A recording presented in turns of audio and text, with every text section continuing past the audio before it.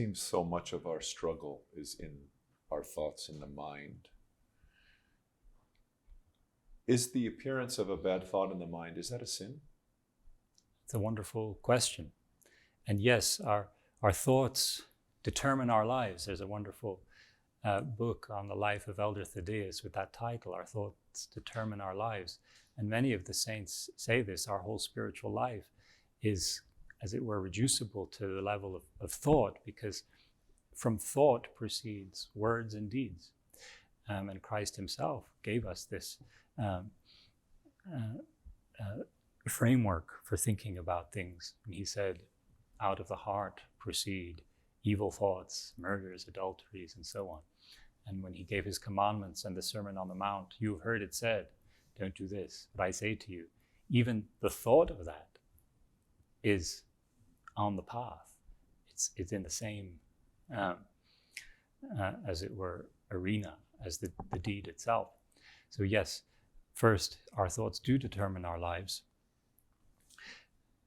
But you asked, is a thought in your mind yes. a sin? So a negative thought, an evil thought. This is a temptation, an assault, but not itself a sin. And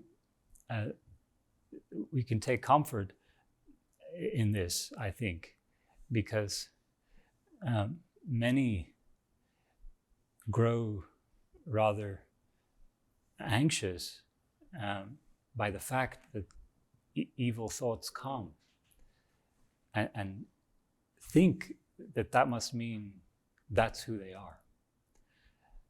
But we are not necessarily our thoughts. Remember that even in the garden, Adam didn't fall until he accepted a thought. The thought itself was not the issue. And St. Mark the monk tells us that a bad thought in someone who destroys it is a sign of love for God and not a sin. Mm. Could you say that again? Nice and slow. So I can remember it. A bad thought in the one who destroys it is a sign of love for God and not a sin. This is a very comforting word, I think, for people who are in disarray when evil thoughts come and they don't want that to be what they do. But without knowing how these things work, it can lead to destruction. So no, evil thoughts are not of us unless and until we welcome them and make them our own. What is that process, Father? You've spoken about the process, the steps by which an evil thought becomes a sin in our life. Yes.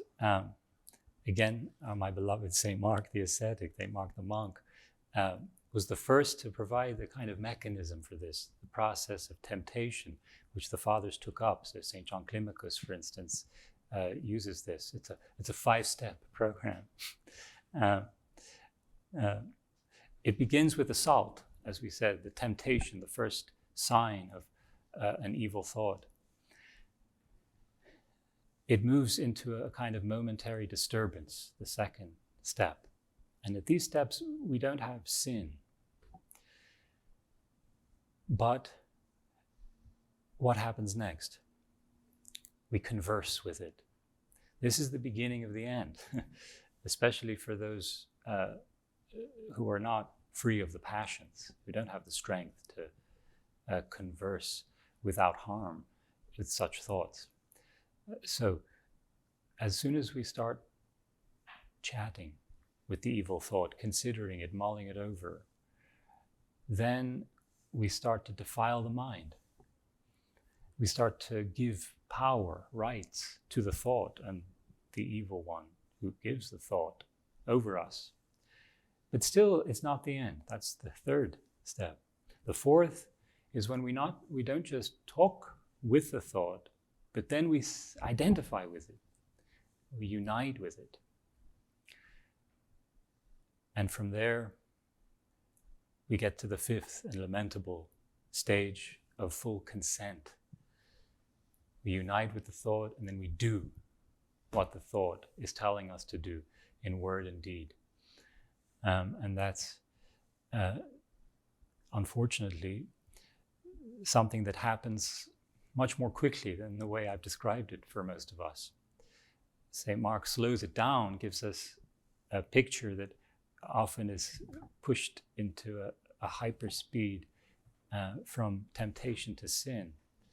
And he explains this too. He says, so there is this large distance in principle between the thought itself and us sinning. But the more we sin, the more we predispose ourselves to sin, he says. We pave the highway and we make it smooth and quick. Exactly.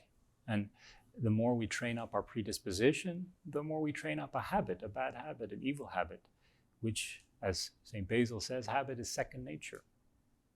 So we end up enslaving ourselves to passion.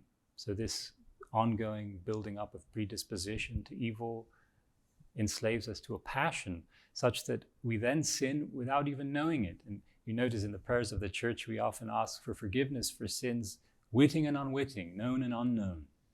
How could they be unknown, unwitting? Well, because we're acknowledging that we have these passions, these enslavements, such that we don't even know we're sinning anymore. That's even if technically the process is always that there's an assault and that whole thing is happening, but it becomes unconscious in us because of our slavery to passion.